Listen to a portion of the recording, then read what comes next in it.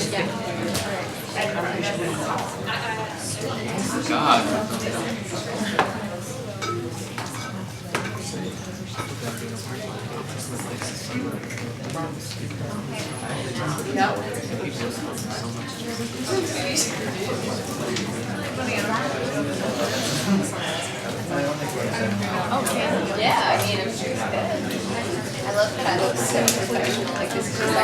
afternoon, everyone.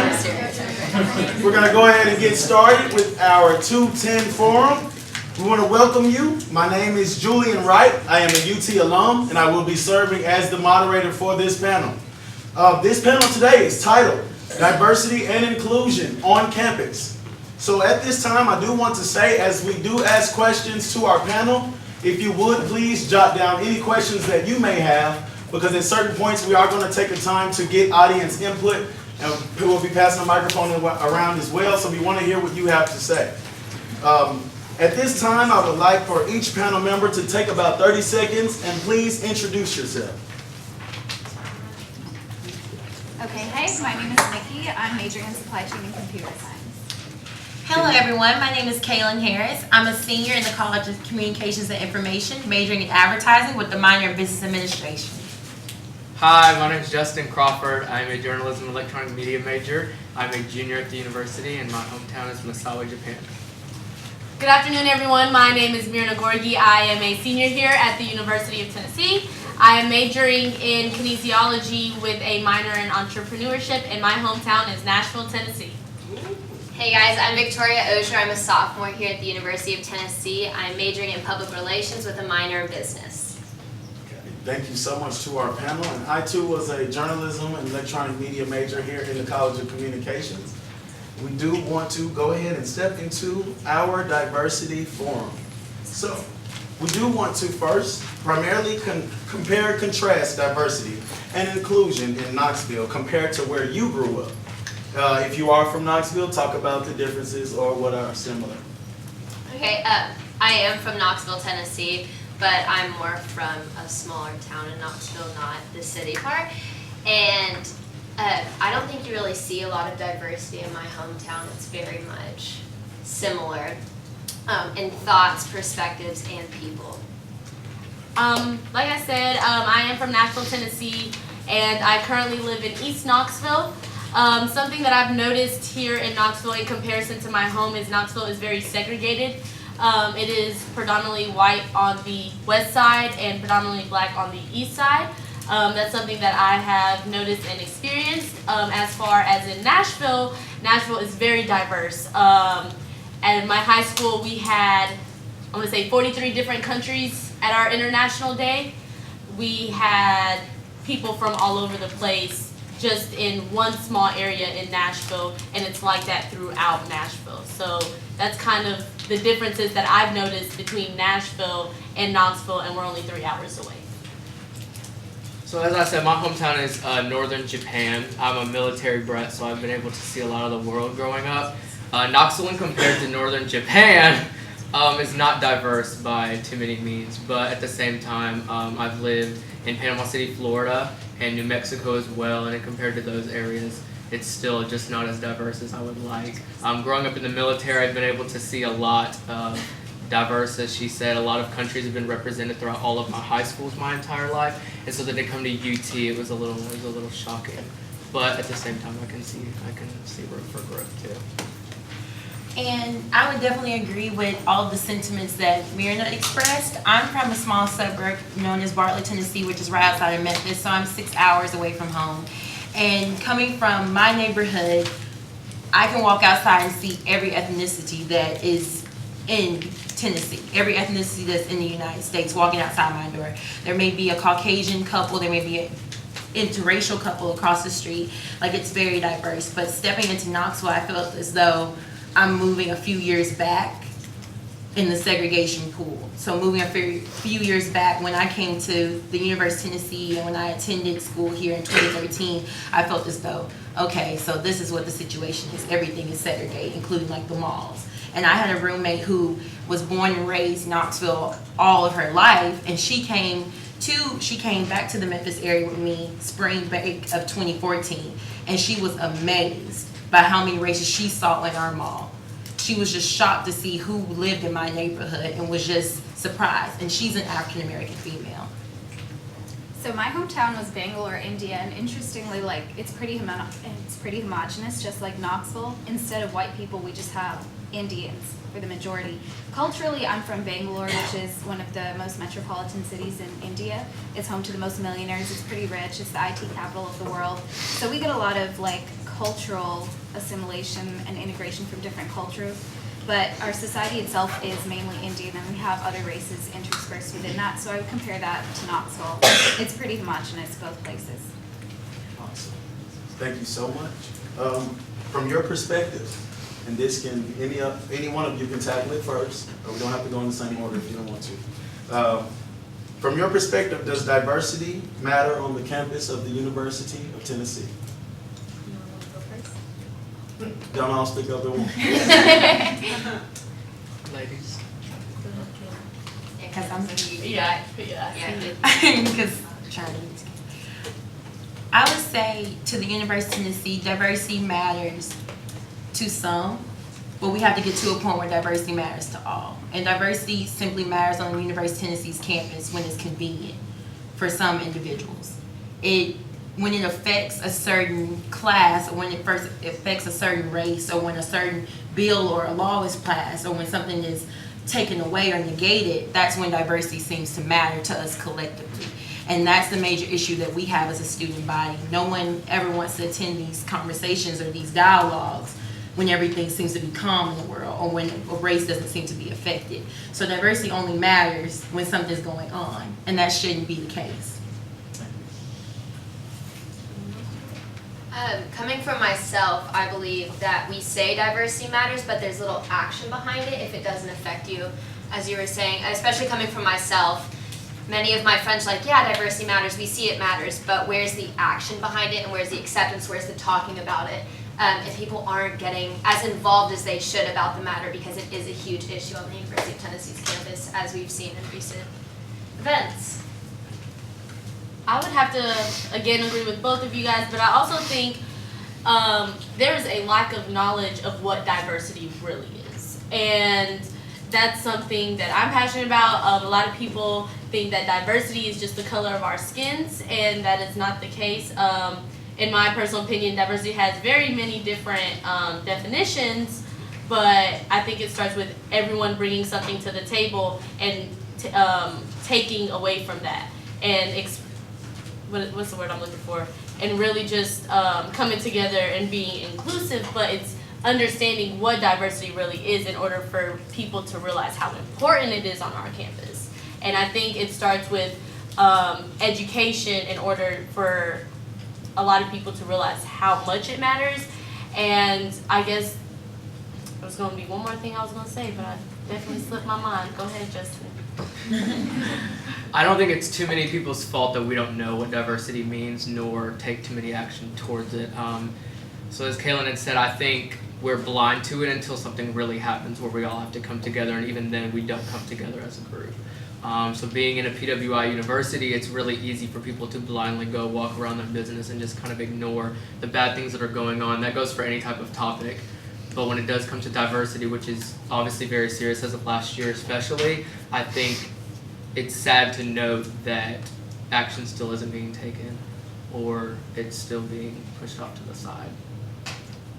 I think the sad part about diversity here at the university is it's more of a conversation than it is of an action. So diversity just ends up being something we talk about and we do protests for, but then where is the result? I don't really see any results here. I transferred from Arizona State University. I went there for 2 years, and over there diversity, like, it wasn't a conversation at all. We didn't talk about it. We didn't have groups for it. It just was integrated into our campus culture. You know, you didn't see like any groups segregating themselves away from each other or being afraid to walk in certain parts of campus. You were just who you were. You know, we measured people by their success and achievements, not really like, oh, you're good for this race, or you're doing good from, you know, from being from where you are from. And I think it's pretty sad that that is a standard here that we measure people by. Thank you so much. What are some groups with which you are involved that recognize and focus on diversity, and more specifically, inclusion? I guess I'll go first.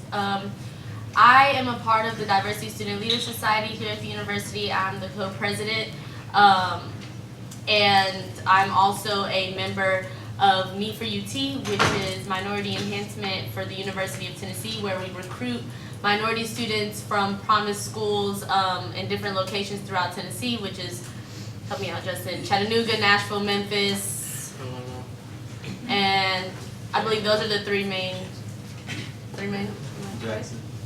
Jackson, in Jackson, Tennessee, where we bring students on jump trips, which are overnight trips, to see the university, experience the university. Our first trip will be this weekend, and just to bring diversity on campus. And then with the Diversity Student Leader Society, we not only promote diversity on campus, but we have meetings where we talk about topics that are very sensitive and not a lot of people want to talk about and are uncomfortable.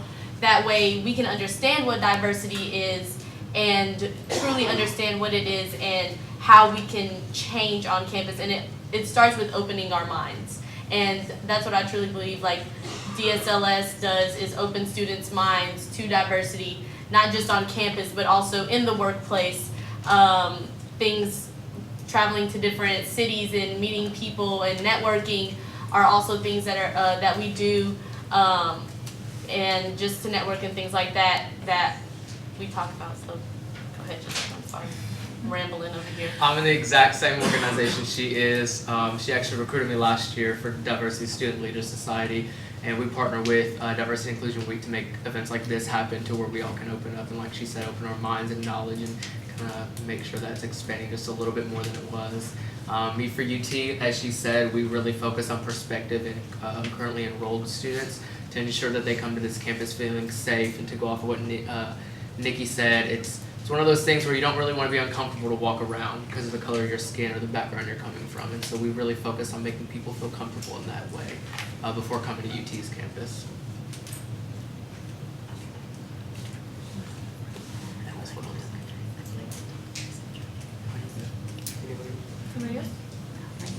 All right, well, thank you so much.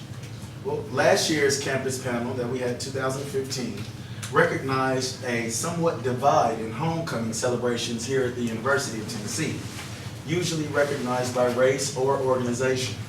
Tell me about your homecoming experiences individually at UT. Where do you go? What do you do? What does your UT homecoming surrounding look like? Well, I've never experienced a homecoming here at UT. I always go home because I'd rather not experience it, I guess. My homecoming experience is generally, my homecoming experience is most of the events that I have known of, and once again, I am a senior on this campus, so I've had 3 homecoming experiences prior to this conversation.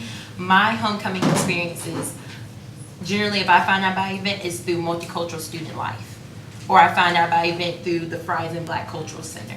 It's never, and I am heavily involved with various organizations on this campus. So it's not that I don't have the pipelines to have that information, but those are the ones that are heavily advertised to me. So my homecoming experience are generally like the Mr. and Mrs. Freshman pageant that is held by the Multicultural Mentorship Program. The other events that are held like Stomp Fest, like the Southeastern Stomp Fest, and just anything that happens when it comes to the NPHC Greek life on campus. So generally my homecoming experience is more racial based. Thank you so much. I got one. I saw it from 2 angles last year. So as a freshman, I didn't really experience homecoming. I kind of went to the freshman pageant. I also participated in all-campus events. If you guys aren't familiar, it's not necessarily a Greek affiliated organization, but they kind of organize what the Greek sororities and fraternities are able to put on with the parade, and they organize things like that. So that was really neat to see. And then last year, being a cheerleader, I was able to see all of that slumped into one parade. But I do see that there's a divide So it's like she said, a lot of people who were in all campus events, for example, had no idea what Mr. and Mrs. Freshman Pageant were, let alone me for MMP program and the things that they were doing. And so there's definitely a divide that I can see coming from both sides. Yeah, as being a Greek affiliated, on my end of the spectrum was all the events, the banners, the floats, all that kind of stuff, and that was my main focus on homecoming, and that's kind of is what is portrayed to me because I am a part of Greek life, and that's kind of what the focus was on homecoming.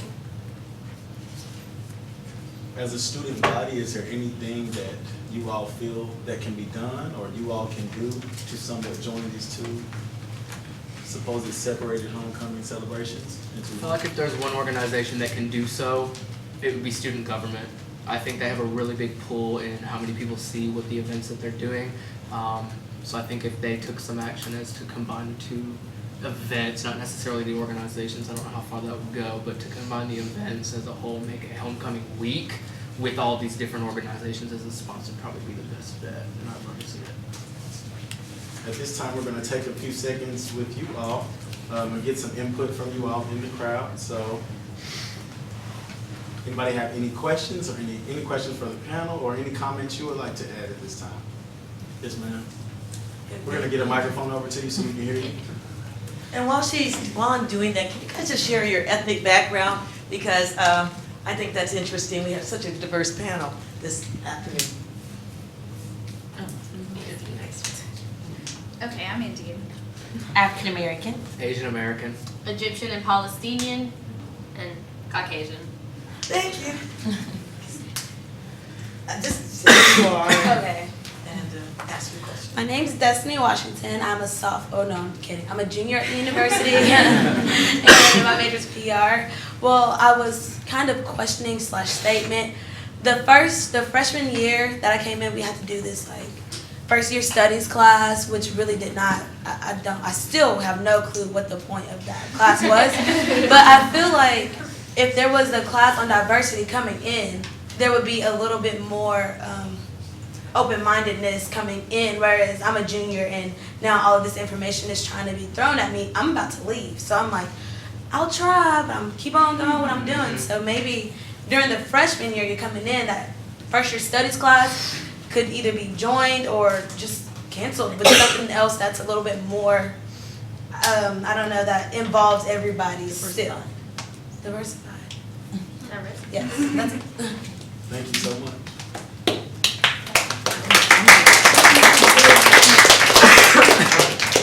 Any more questions or comments? Thought I saw one more hand. I won't look at you. I'll let you. Okay, well, we'll continue to move forward. Is the idea of having a diverse campus something that makes you feel comfortable or uncomfortable? I would say, for me, of course, it makes me feel comfortable. But this is the thing, like I'm happy you got to this question because we need to understand, like right now, all of you are 18, 19, 20, and plus years old. You have to be comfortable with being uncomfortable. From this point forward, please write that down in your notebooks, your agenda, but when you walk out of this room.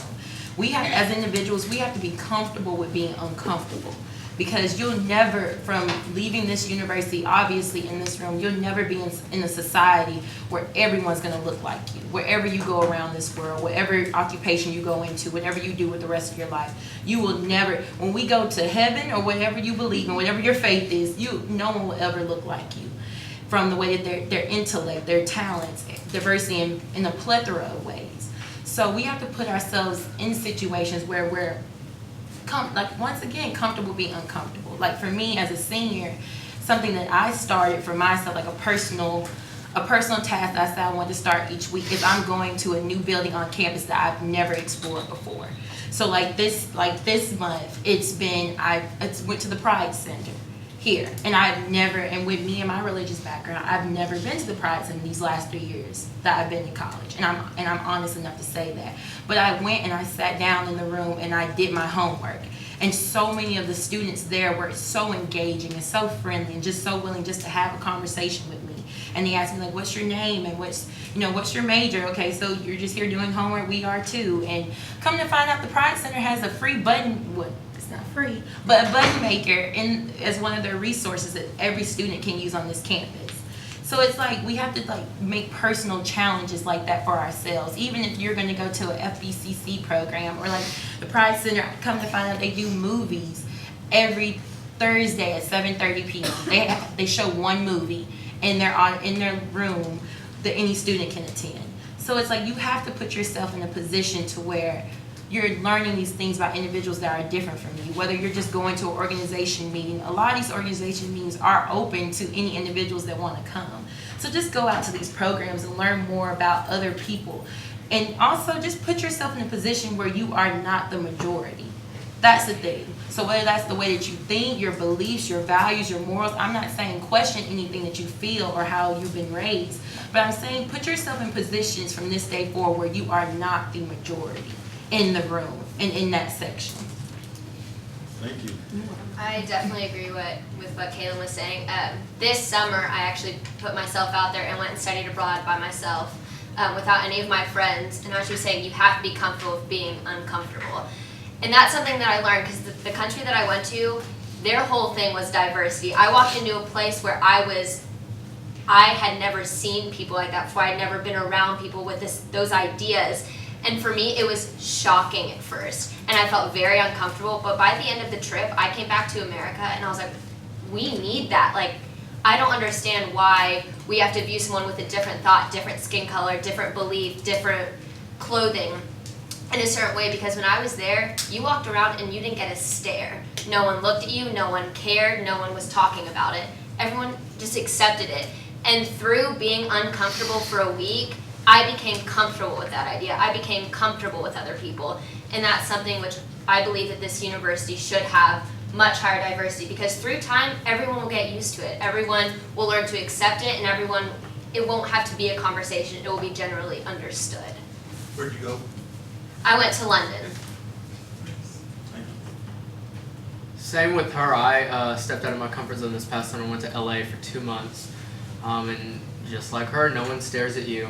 I was doing my own thing. I was worried about what I needed to do for myself professionally, and no one was there to ask me questions. I mean, everybody was looking at you as what your talents were, how well equipped you were to get in the workforce. They didn't care where you came from. They didn't even recognize I was Japanese and white. And so it's just one of those things where if you're willing to put yourself in an uncomfortable situation, more than likely the people around you will do the exact same. So studying abroad, people are going to go there and do the exact same thing, or going to an internship and exploring. Like, it's the exact same concept, but it's about getting out and doing something uncomfortable. Yeah. So it's perfect. I also had similar experiences to Victoria and Justin, where I went to China for a month and I don't speak any Chinese. So I was very uncomfortable. I spent a lot of time pointing and asking for pictures, but then it was one of those situations that opened your eyes. And when I came back to America, I started doing a lot of comparing. There, exactly what they said, no one really. Now, I'm not Chinese, so yes, I was getting looked at and pictures taken of me all the time, but their mindset is so much different than ours. They're accepting, they look at your success and your achievements and things like that, and when I come here, I'm still being judged by maybe not the color of my skin, maybe the color of my hair or the way I look or things along those lines, but there they didn't care about those things within their community. So when I came back, I was shocked, and I kind of felt slightly ashamed of being American. I did, because they're so willing and so giving without hesitation. You could implement something as simple as, wow, I'm really thirsty right now, and 3 students, here's a water. You see what I'm saying? Here, everyone only cares about themselves and only themselves. And I think, take the time out, go, if you have the opportunity to go abroad, go somewhere else, even if it's New York City, LA, just somewhere outside of Tennessee, go experience that. That way, just like Kaylin said, be comfortable with being uncomfortable. I think Kaylin said it best, but I think the important part is to just make that decision to integrate what you learn from being uncomfortable. Because if you choose, like Kaylin did, you don't need a diverse city to find diversity. She just found it here in Knoxville. She decided, okay, I'm gonna go be uncomfortable. But if you decide to put yourself in a new situation, or you find yourself in one, and you choose not to absorb anything from it, I think that way it would actually enforce your bigotry. You would say, okay, my ethnocentrism is more important to me than integrating myself with my atmosphere. So I think if you're going to put yourself in a situation where you're uncomfortable, learn from it. That's the important decision. You can do what they did without leaving the city, but you need to make that decision, and that's a mental change. Can you give an example of situations on campus where diverse people are included?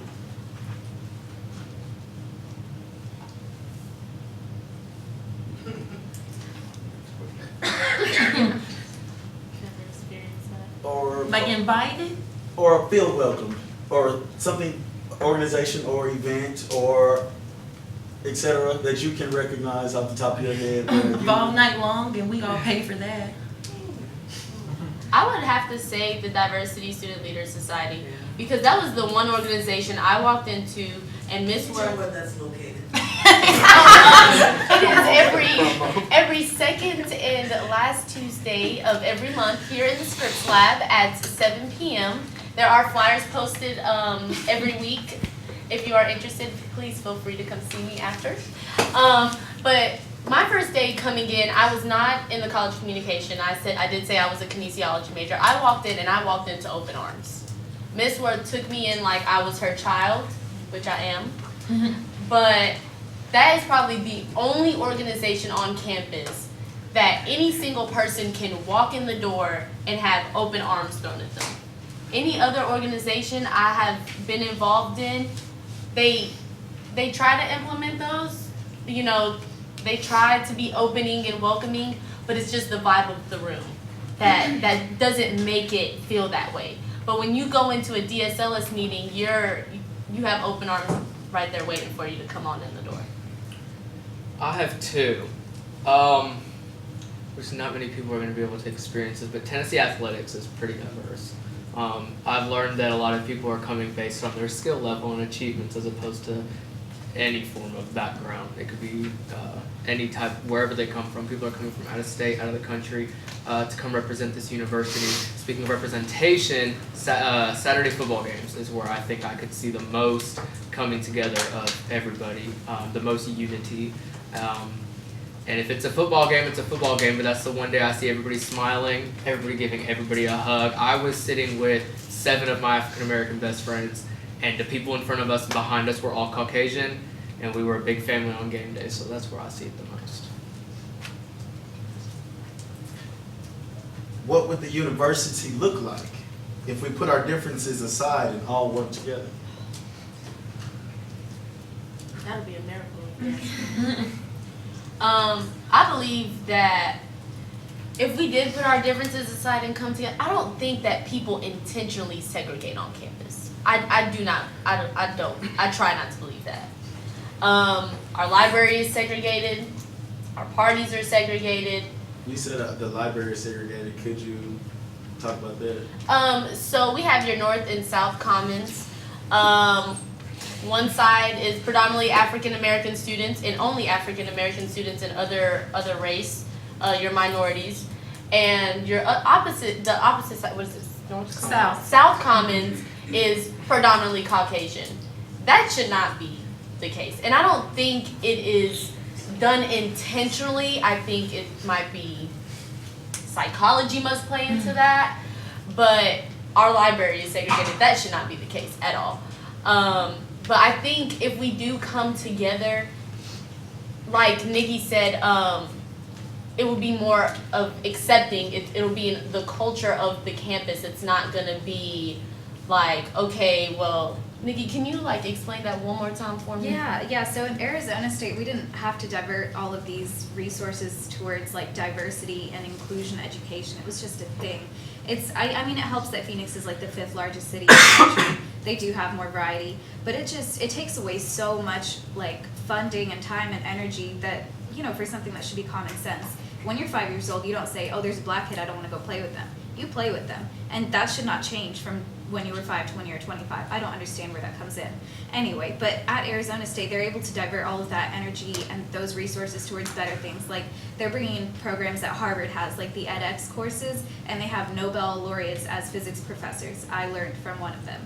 And so I think it's just ridiculous here that we have to, like, you know, devote so much of our time and energy towards telling people include each other and don't like shy away from including each other. That's the thing, like it feels like a self-confidence issue as well, because people see like the strength in numbers and they take that to heart. They say, okay, it's predominantly white, so I don't have any say in this campus. That's not how it is. I think if you just have the same mentality as the people around you, the same goals, then work towards the goals with them and don't worry about what separates you.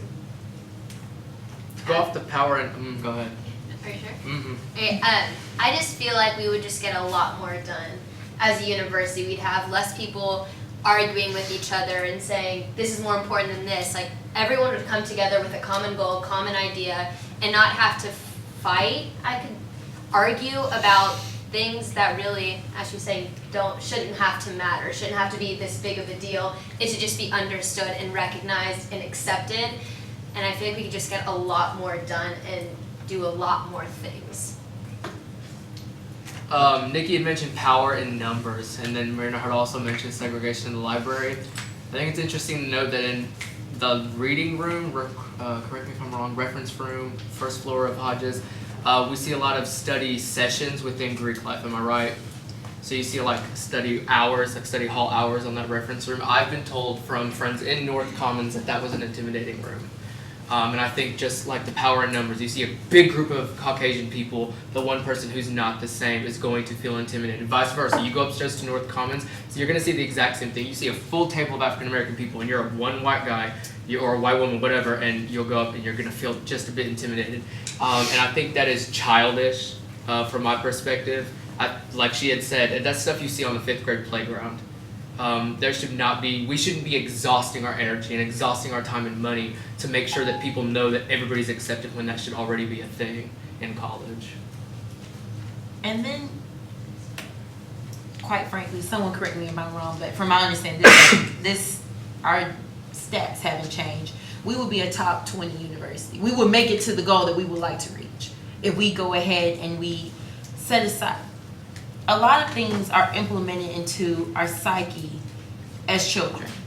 I can totally respect and understand that a lot of people grew up with certain morals and values because of the way their grandparents or their parents or their guardians raised them. That's understandable. But I feel that this campus will be a beautiful place if people just step outside their comfort zones.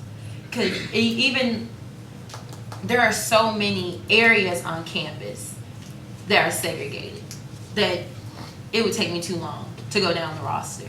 From the way that we eat in the new student union that we all paid for, from even a lot of times at the University of Tennessee athletic games, sometimes you can see a little bit of a separation, but we all feel like volunteers when we go and cheer on teams, so everyone's high-fiving and having a great time. But when you step outside that gate, we go back to you're over here and I'm over there. So I feel this campus would just be a beautiful place if people set aside their differences. I didn't speak going back. I'm just going to go back really quickly. Like Myrna spoke on DSLS as a comforting place that she felt like they welcomed her with open arms. This college, as an African American woman in this college, and there's a biracial young woman in my class of 30. So I'm the only African American representative in those classes. I felt comfortable coming to this college. My advisors and the people that I speak to about scholarships, about organizations, about writing me reference letters that I can go to about anything made me feel comfortable and confident. So the College of Communication Information, obviously with this week and these programs, are doing amazing things to have those conversations. Like I've had the dean and his wife approach me, ask me questions like, Kaylin, what's going on with you? How have you been? How were things this summer? So you do have those people, you have those administrative leads that want to help, but us as a student body, this is our campus. These are our 4 to 6 years that we're here.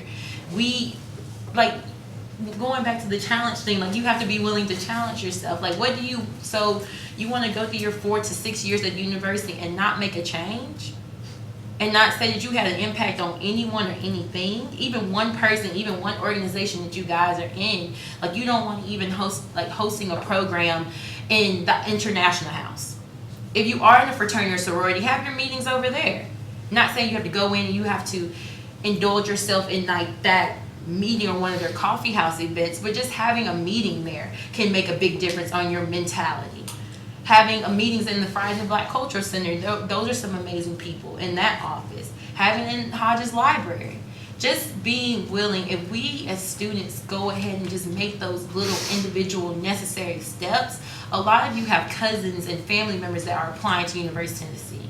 Don't you want them to look at you and be like, and say and think that my big brother, my big sister, my older cousin, my family member did this? Like, yeah, they started this on their campus. They brought this to University of Tennessee. Or like, I'm the president of this organization, so we're going to start co-sponsoring with DSLS. We're going to start co-sponsoring with UT Athletics, just to make a change. For me, I feel like it's a subconscious thing. I've never in my whole entire life been like, no, sorry, not. I think when you are the majority, it's subconscious. You're not thinking about it, especially for all these diversity meetings, these diversity clubs.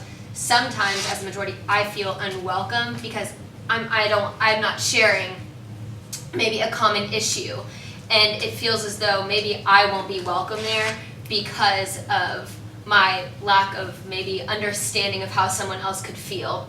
And so I think another thing that we could really do is you go towards the majorities as well. Kind of be like, hey, you guys are welcome too. We want to teach you. We want you guys to understand, because I think getting other people to understand is the main key, and getting people to say like, you're welcome too. It's everyone is welcome. Maybe not just one diversity group, one way of thinking is welcome at a diversity thing, if that makes sense.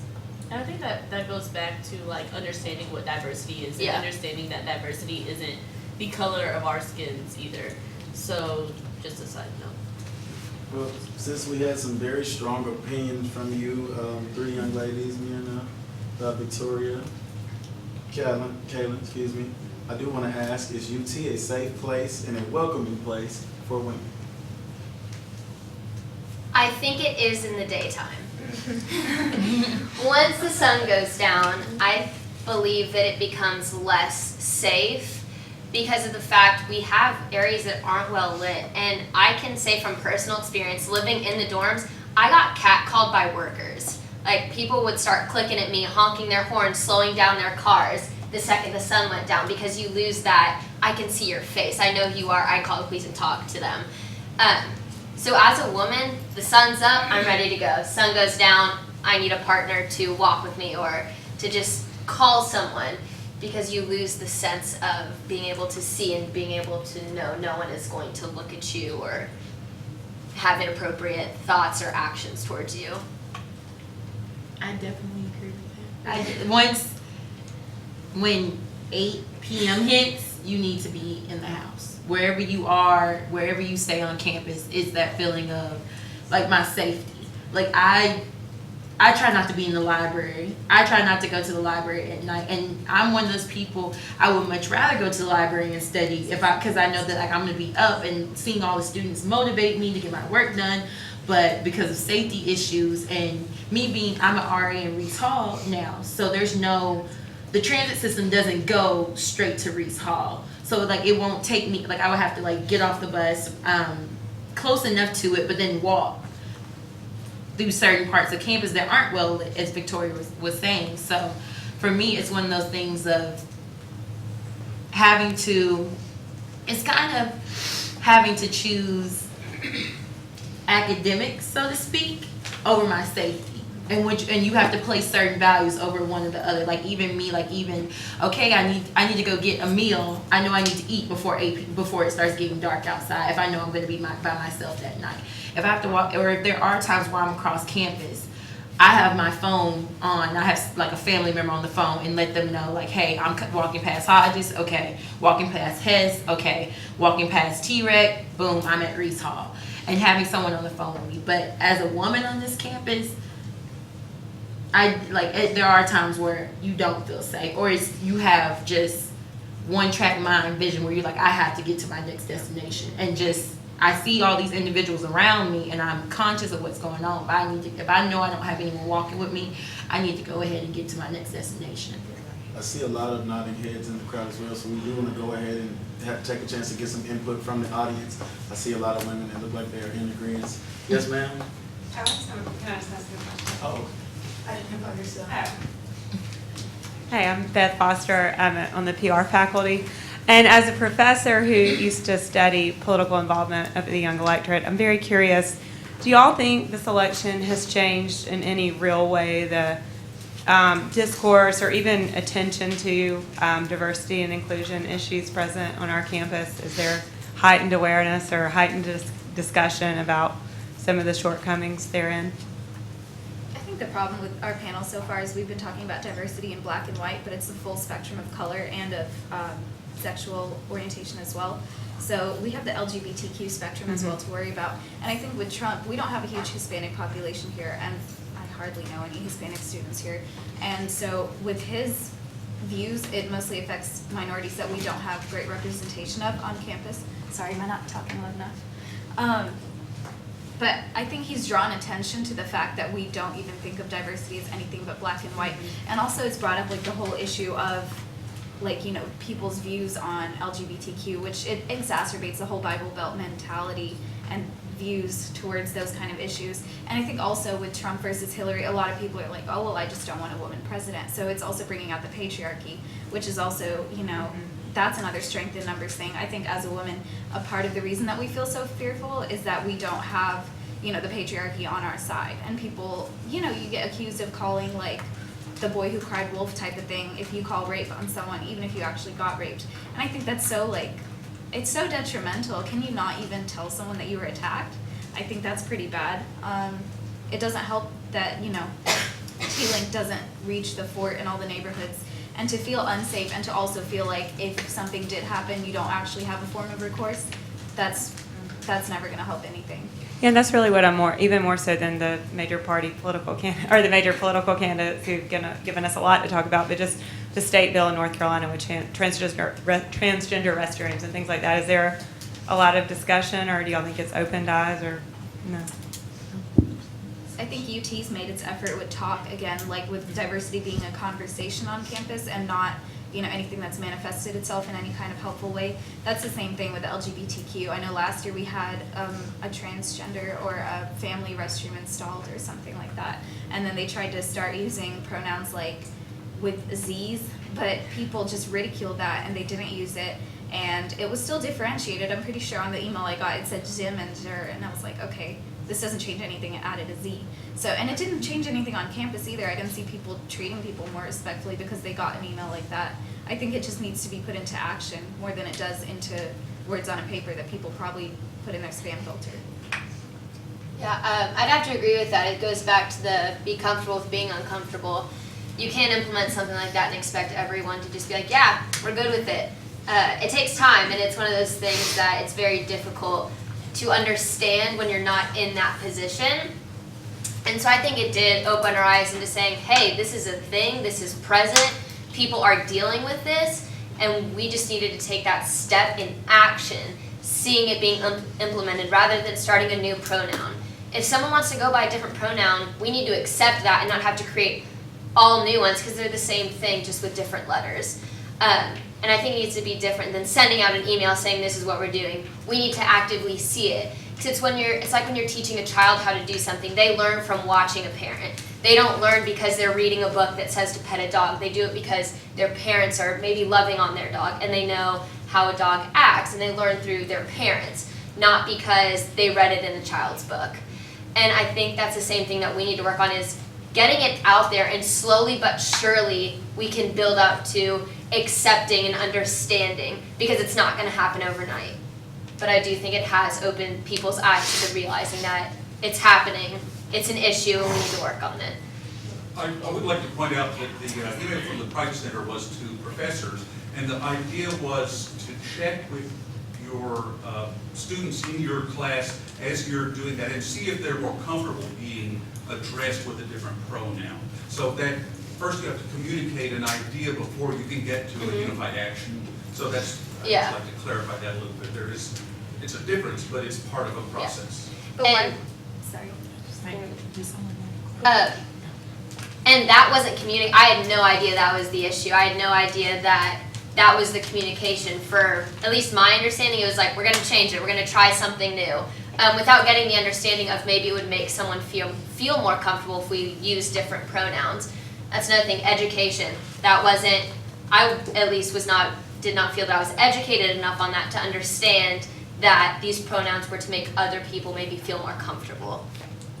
And it's just, I think one experience that I had was, I was talking to a student and I just simply asked, what pronoun do you prefer? And the look on his face, he was shocked that I even asked, but yet he was very happy that I asked. And it just starts with just simply asking and just saying, what do you prefer as a student? And it kind of goes back to, like, I guess you could say balls helping balls type thing. Like, we want everyone to feel comfortable and okay with being on campus. The fact that UT is now ranked for being one of the schools that are not welcoming the LGBTQ community is an issue. And I actually have a couple points that it'll be really quick. First of all, when you spoke about being safe on UT campus, a lot of things and resources that you guys don't know about is UT PD actually holds classes for self-defense for both males and females. If you go on their website, I mean, at least they did last year, I did a speech on it.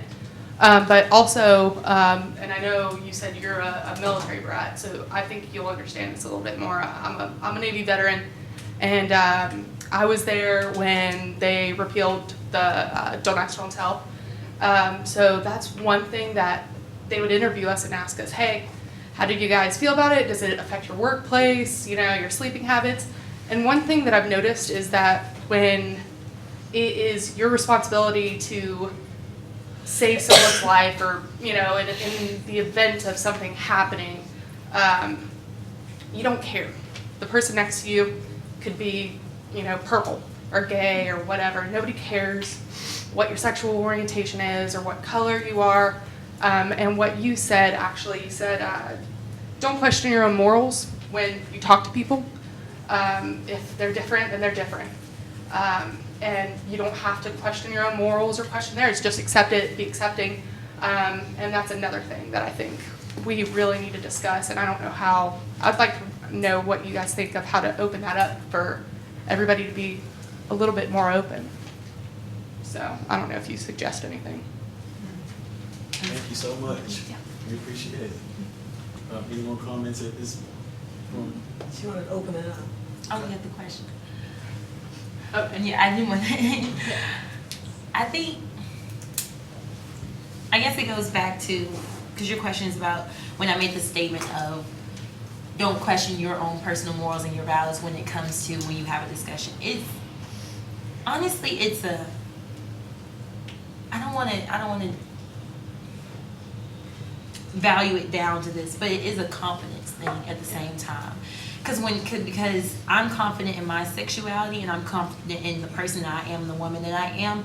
If I talk to a person who is from the LGBTQIA, if they represent any of those forms, it doesn't make me change the way that I feel about men. It doesn't make me question who I have a preference of. It's me being, and I guess it's the way that I was raised, because my mom told me my mom is just I've always been accepting of anyone for any disability that they have, no matter the way that they think, the way that they look, any health or physical disabilities. But I think for students who didn't have that opportunity or weren't raised like that, it's definitely going back to the situation of putting yourself in a position where you are not the majority once again. Even if you have to go help, I know that it's trying to become a note taker with disability services can be kind of hard, but even going, just ask them, do you need any aids for any reason at all? Or having a conversation with a student that you see needs help opening up a door.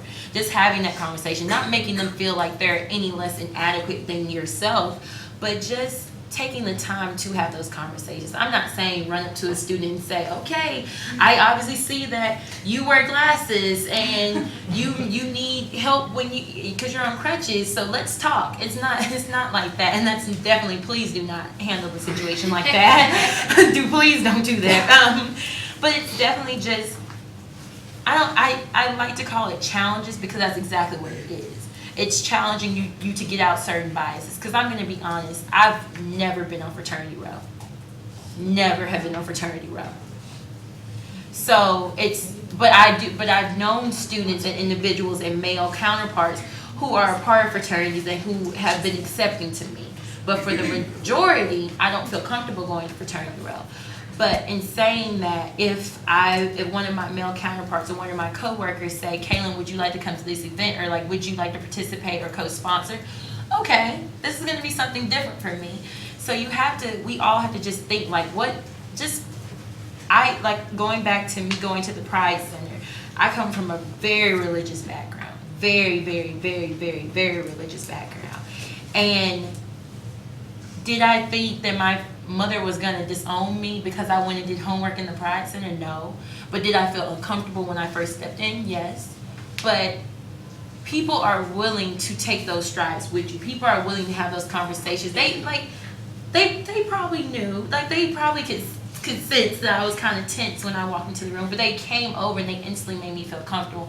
Now when I see them coming across campus, I speak to George and I speak to the other individuals that I met in that office. Like we'll see each other we'll see each other getting coffee at Starbucks and Hodges. So it's also when you co-sponsor and when you take that time, when you meet different individuals, don't just let it stop there at that event. I think that's the other thing, because don't just say, okay, I used you for my benefit and now I'm done with you. That can't happen either. You have to it's just always trying to make a stride and doing something different. And Ms. Worth, No, I just have one question. You mentioned walking in other people's shoes. Nikki, you mentioned it's organic at the University of Arizona. It's a natural type of thing. Kaylee, you put yourself into other people's shoes. And then this panel, a lot of you talked about segregation. What is it like going into the classroom on the first day, and maybe you might be the only diverse person in that classroom? What goes through your mind? I'd like to know, for you to share with some of these other students. Maybe they're not even aware that you even think, maybe you don't even think anything. But what is that like? I know for me, I've grown up with a variety of different people all my life, but certain situations when that happens, on campus, sometimes being a dean's wife, we go to events, and I'm thinking, well, let me see. I love people for people, but sometimes I am the only diverse person in that situation. But I love me. But I've had to adjust, taking years, okay? Do you understand what I'm saying, young people? I've been in that, I've had to, it's kind of organic now, it's natural. But I've had to put myself out there. But what is it like for you young people in this situation? I guess I can touch on a little bit. I came from a predominantly black high school, predominantly wild too, I can say that. But coming to UT, White Creek High School,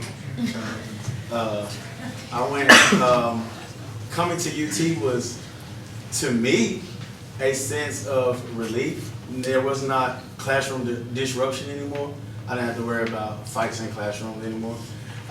Everybody actually, I was like, whoa, everybody's trying to learn for real. So it was a different experience for sure, coming from a Metro Nashville public high school, where the Metro Nashville public high school system is terrible as far as education goes. If it's Hume Fall, MLK, you dropped off. If it's Metro Nashville. So coming here was definitely an experience of change, but it was a very welcoming environment, I can't say that. So I was definitely appreciative for attending the University of Tennessee. I guess for me, I can definitely agree with Julian. I came from a Davidson County high school, Glencliff High School. Where you go? Glencliff. And coming to UT, I can see where he's coming from, But it was one particular class last semester I felt so uncomfortable. I did not enjoy going to that class at all because I was the only person in that classroom, which I've been in classrooms where I have been the only person that was diverse, but I didn't feel uncomfortable, like people were still willing to talk to me. But in this particular classroom, like, no one talked to me. When we got into groups, I always was the last one to just jump in a group because everyone always broke up into their own little groups, and I was that last person, like, hey, can I be in your group? You know? So that was probably the worst experience I've ever had was last semester. But I went to every single class. I didn't miss a class. But it was just that feeling of not being accepted and not feeling welcomed. I still went to class and, got my education because that's why I'm here. But it was probably the worst feeling I've ever had. And there was probably 2 days where I walked out of the classroom crying because it felt so bad. That's like, for me, that's very sad to hear. Because for me, I don't pay attention. I am a little school freak, and I go to the front row, in the middle, and I don't look at anyone because I'm focused on what's happening. And for groups, they'll say groups, and I look around, and I'm like, any familiar faces? No? All right. And I've done the same thing before, and it's one of those things, it's such a sad thing because I would never, ever think about it. I would just look for a familiar face to be in a group with. And I think that's one thing we need to do is kind of branch off, and if you don't see a familiar face, being like, hey, you want to join our group? Or realizing maybe this person doesn't know anyone, and rather than looking for the familiar faces, looking for someone you've never seen before and trying to pair up with them. Because I just think that would have totally helped that situation a whole lot, rather than staying in the comfort of our friends. I think that's what it was. It's like, Yeah. I was just saying, coming from my high school was pretty diverse. However, I was, Lord, it's been a little while since I've been in high school. What did they, AP. I did AP and dual enrollment courses and honors courses. So there may have been myself and one other African American girl in the class of 30 individuals. So coming to the University of Tennessee and getting more into my major, those numbers still rest, and those numbers are still the same. So for me, even classes outside my majors, like I'm in a history class where I'm the only African American individual, and there's one other person of color, which I believe he's Indian. I don't want to be wrong. But there's one other. But there's one other person of color in that room. So it's, for me, when I walk into a room, the first, I'm like, if I see that dynamic, it's like, okay, if I see it, you all see it. If you all see it, the professor sees it. So for me, and I'm a great student. I try to make sure I sit on the front row. I answer questions when I feel it's appropriate and needed. However, it makes me feel like I have to be better. Like I have to be 10 times more on my toes. Like I have to make sure I attend class on time. I have to make sure I answer questions. I have to make sure if I turn in an assignment, it has to be an assignment. I have to make sure that because I feel like I'm in a situation where I have to represent my class and my race to the best of my abilities. So my mind and my gears are instantly turning that, okay, you said while you were speaking? No, that was a mark off on you. Okay, you missed a point on your exam, that's a mark off on you. So coming from me, and I can't speak for every African American individual on this campus, but I can definitely say, and I've been in classes where I believe this is my spring of my sophomore year. Once again, I was the only person of color in the class, and my professor was Caucasian, and it was an English course, and I won't say which number because I don't want any students to go back and feel like they have to watch this professor from this point forward.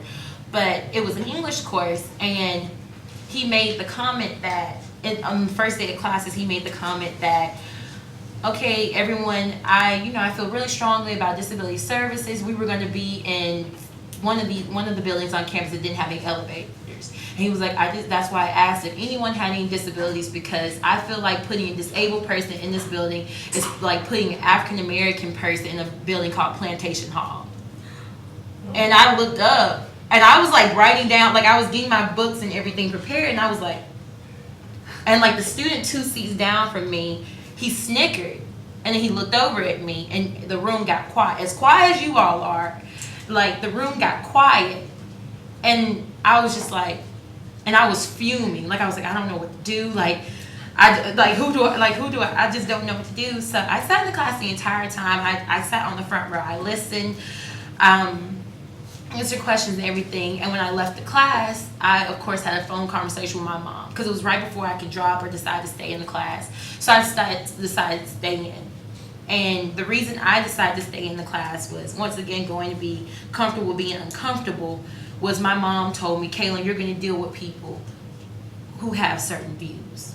You're going to have bosses and people in upper management that could potentially speak like that and could act like that. She said, if you feel like this is a situation where you do need to remove yourself, go ahead. But I decided to stay. Because for me personally, I'm not going to allow anyone to deter my education unless it's myself. And another situation with the same professor came up, and he made a comment about, we were reading some book, and it just happened to be a book that was written in slavery period. So the N-word was prevalent within the book, as well as he showed an old Disney cartoon that, if any of you have ever seen the old Disney cartoons that are locked in the Disney vault, they are pretty racist. So he decided to show that to everyone in the class and have us speak on it, or have us give our opinions. So after, that was probably 2 other situations came about after that. And I went and I talked to Miss Tanisha Jenkins at BCC about it. And I told her how I was feeling. She said, well, Kaylin, you can write out a biased incident report on this professor, but do you feel like if you submit this report now that he would alter your grades? And I had to make that decision. Saying, if I report him for the way that I'm feeling and the way that I'm feeling ostracized, that my grade can be deteriorated. So I didn't report him, and I ended up passing the class with an A. Ended up making it through the class with an A, and he was willing to work with me. So I bring about that story because, yes, I heard some shocked expressions when I told you what his comment was, but that goes back to the way that we were raised. And sometimes the individuals that you come around and that you have the opportunity to meet just don't know. Just have no clue. Just have no clue sometimes what they're saying. Like I said, I made an A. And he was, those last 2 weeks around finals, he was willing to work with me. I went to all his office hours. He read each one of my papers and let me revise them. He was willing to work with me. And not everyone's going to have that experience, because I have some counterparts who have had worse experiences with their professors than I have. But I say that because sometimes the individuals that you come around, they may be just as uncomfortable as you are. And I do want to I'll quickly piggyback, and we have 2 more questions we're going to go through. But I know that sometimes, even as an African American attending a predominantly white institution, we are sometimes misunderstood in the sense of we don't feel accepted where we are, and we're disgraced by the black students that went to historically black colleges and universities who feel that we don't want to be black, or we don't want to deal with our history, we don't want to be around black people, so we run away and go to a predominantly white institution, which is not the case. My parents went to UT, my sibling was at UT already. That is why I chose UT. It wasn't because my high school was well. I could have went to Tennessee State University and stayed turned up for the rest of my life. But I wanted to calm down a little bit. I can't say that. And I think that as an African American student at PWI, sometimes in our classrooms where we are outnumbered, we try not to be too black or too urban, because we know, we're thinking, okay, they already know I'm black. So I can't be too loud, because they're going to say, oh, he's black. You know what I'm saying? Can't do this, oh, he's black. That's how they do it. So we try to better ourselves, and we try to create a way to better represent ourselves as a whole. But sometimes it's hard because we are the only African Americans that maybe somebody at a predominantly white institution interacts with, and to them, we are the representation of Black America. And it's hard sometimes. It gets hard sometimes. No, but we do want to say that diversity and inclusion, like you said, reaches beyond black and white, reaches beyond male or female. So I do want to ask you all, is UT a safe and welcoming place for the students who identify as members of the LGBT community? Why or why not? I say no because with the incident of the flag that happened not too long ago. How long did it take before it hit the media? How long did it take? Correct me if I'm wrong. The university was asking for the Pride Center to remove the flag completely when it was cut. And like I said earlier, Tennessee is now ranked. There's a ranking for this now. Tennessee is now ranked one of the schools, I believe it's the top 10, that are not welcoming to the LGBTQ community. So I think it's really just going back to what Kaylin was saying, being comfortable with being uncomfortable and just being open-minded. And it really starts with the students. It starts with the students and how we interact with each other. It starts with yourself in order for us to be better at accepting of different communities on campus. And it's not just the LGBTQ community. It can be the those of disability and so on and so forth. So that's just how I feel about it. And you walked us right into the next question, which is talking about our disability family here at the University of Tennessee. Is it a safe place and a welcoming place and an accessible place for those with disabilities here? For something that I've personally seen, it is from my old high school. A lot of our students feed into UT's disabilities program. So I do get to see a lot of them on campus, and they're going and living the college life even though they live with disabilities, no matter what they are. And from talking to them, they love it. They accept it. I see people going up and talking to them and interacting with them. But those are the people with extreme disabilities that cannot go to class alone. And I've never experienced someone with a disability that might need a note taker, or someone, they maybe have social anxiety or social issues. I've never known about those kinds of disabilities, the difference between maybe a more intense disability from a very minor. I think I have ADHD, so I am prescribed Adderall, and I find it so hard in a classroom. And anyone could look at me and be like, oh, she's just a regular student, right? But no, I've went through my whole life having to deal with looking out the window, you know, and when you come to college, and I came from a Knoxville public school, so actually doing homework and doing schoolwork did not exist. Man. So coming to UT, I still don't know how, I'm a senior and I still don't know how to take notes.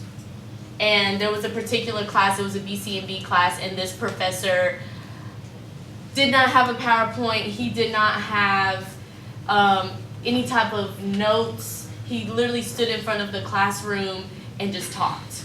And I'm over here, I'm not a fast writer, I'm not a fast typer either. So that was probably, it was so difficult for me, and I had to depend, I didn't ask for a note taker because I didn't want people to look at me any different. So I was depending on like my friends in the class, hey, can you send me your notes please? Like I really need them, and go based off of that.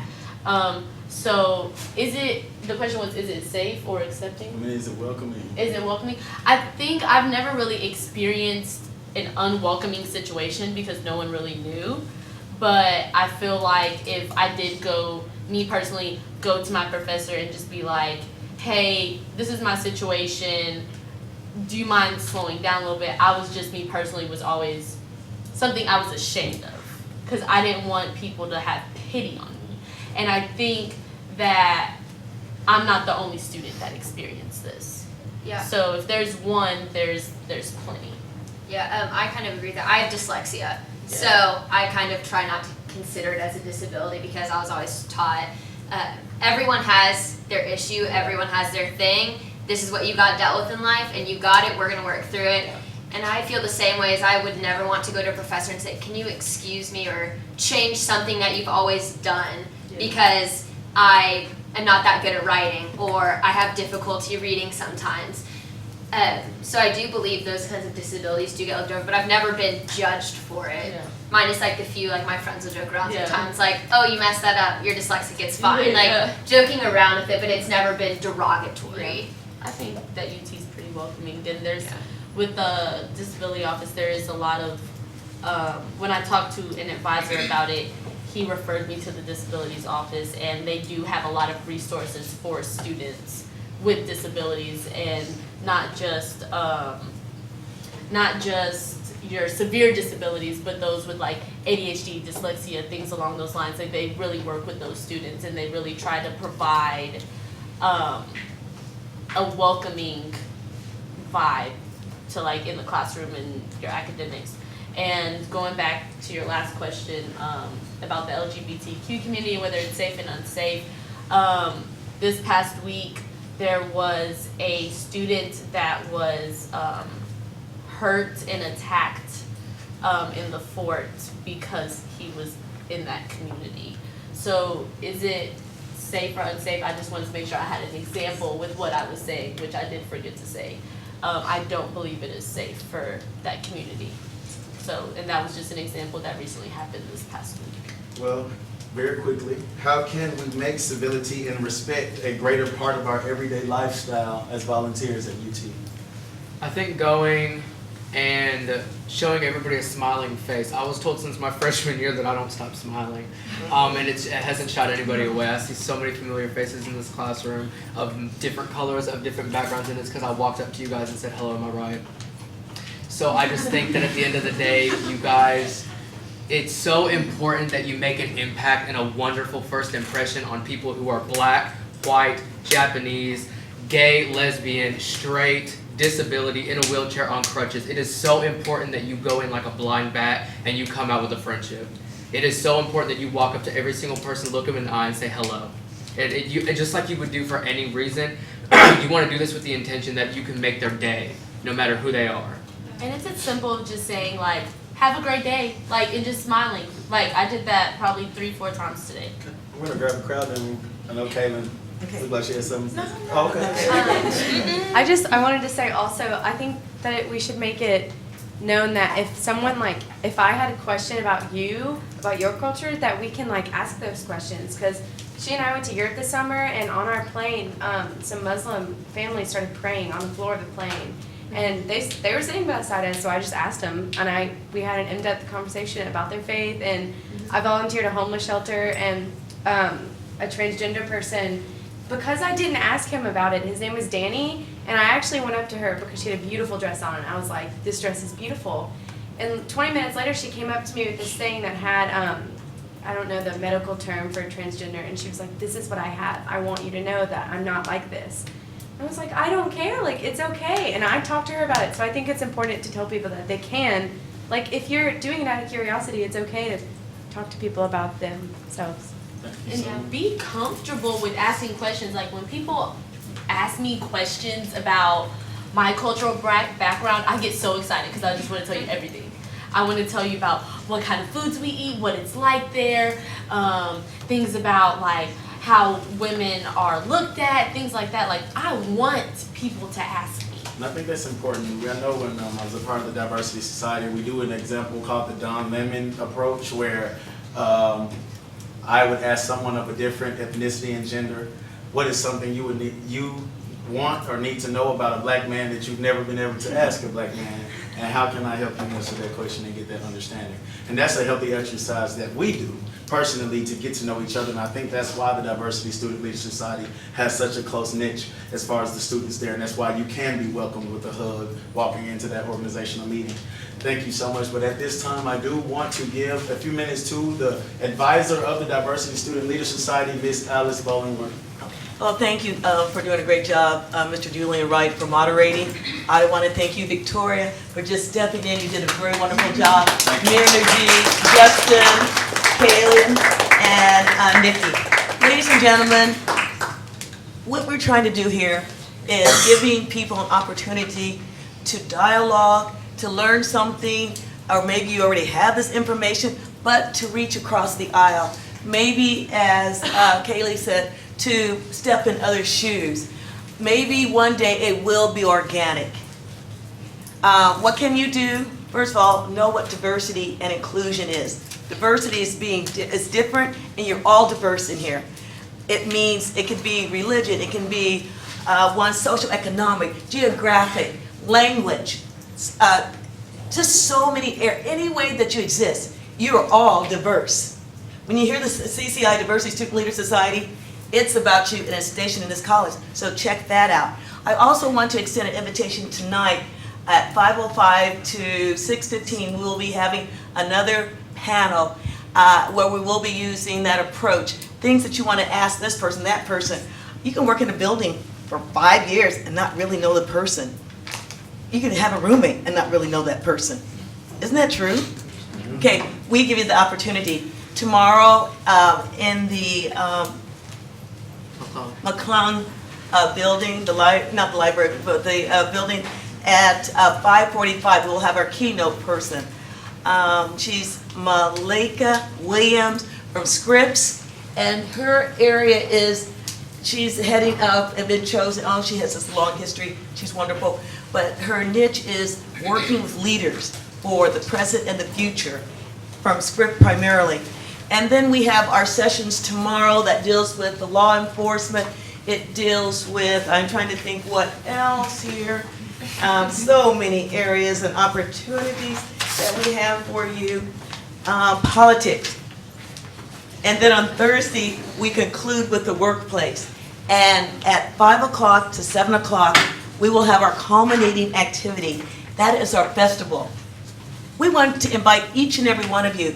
The deans and directors will be making hamburgers, hot dogs, veggie burgers for those who are vegetarian, salad, beans, just the whole work. We will have entertainment, cultural performances. Each one of your programs in the college will have a table where they additional provide games and activities. Ladies and gentlemen, it's not to be missed. It is for you. What are we doing? We've had 4 days, we will have had 4 days of discussing, dialoguing. We want to break bread together. We want to build community. We want the professors, the other faculty members that come out of their silos, and for you to sit down and talk, dance with them, play volleyball with them, I don't know, whatever. But we want to come together and continue to dialogue, because it's not going anywhere. To know who you are, to be a diverse person, and to care about diversity and inclusion is preparing you for the future, the global workplace. Without those skills, Anyway, I want to thank you for being here, and hopefully we'll see you tonight, tomorrow, and Thursday. Thank you very much.